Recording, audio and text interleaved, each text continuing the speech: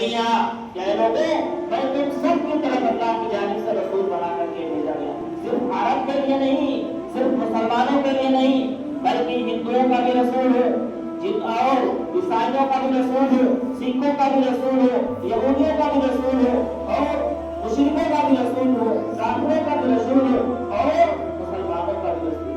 सारे आलम का मैं रसूल बना करके मबूस किया गया हूँ। किसी एक इंसान के लिए नहीं, किसी एक शहर के लिए नहीं, किसी एक मुल्क के लिए नहीं, बल्कि पूरे आलम के लिए अल्लाह ताला ने वमा अरसलनाका इल्ला रहमतन लिल आलमीन, पूरे आलम का रहमत बना करके भेजा है। पूरे आलम के लिए हमको रसूल बना करके भेजा गया है। इसलिए उस वक्त तक की कोई इंसान कामयाब नहीं हो सकता जब तक कि मेरी लाए हुए तालीम के मुताबिक अपनी जिंदगी ना बना ले, जब तक कि मुझे अल्लाह का सच्चा रसूल ना मान ले।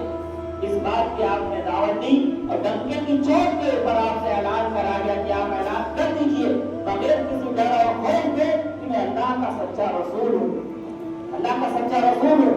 सिर्फ ज़बानी मोहब्बत का दावे कर लेने से ये आपसे सच्चा रिश्ता नहीं हो सकता।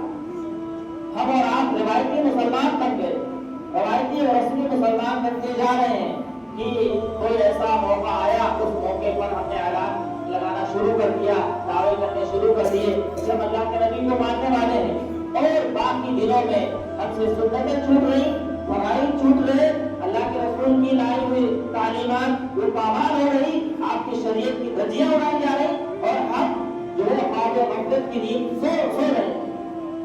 हमारे घरों के अंदर, हमारे महल्ले के अंदर, हमारे मुआशरे के अंदर दीन को पामाल किया जा रहा, और हम ख्वाब मक़सद की नींद सो रहे हैं।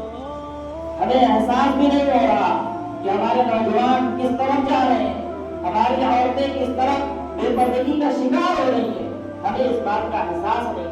अल्लाह के नबी सल्लल्लाहु अलैहि वसल्लम ने हमारे और आपकी रहनुमाई करते हुए औरतों से कहा कि औरतें पर्दा में रहें, और मर्दों से कहा कि ऐ मर्दों जब अपने घर से निकले तो अपनी निगाहों की हिफाजत करो, अपनी निगाहों को नीचे रखा करो। ये अल्लाह के नबी सल्लल्लाहु अलैहि वसल्लम ने तालीम दी है, लेकिन हमने आपकी तालीम को पामाल कर रखा है। हम सिर्फ दावे के मुसलमान होते जा रहे हैं। मसली और वक्ती तौर पर कोई ऐसा त्योहार आ गया तो हमने नारे भी लगा दिए और हमने इकरार कर लिया कि हम अल्लाह के नबी के सच्चे आशिक हैं। मेरे भाइयों, हम अपने आप को सुन्नतों का पाबंद बनाएं, फराइज़ का पाबंद बनाएं। अल्लाह का कोई फर्ज हमसे छूटने ना पाए।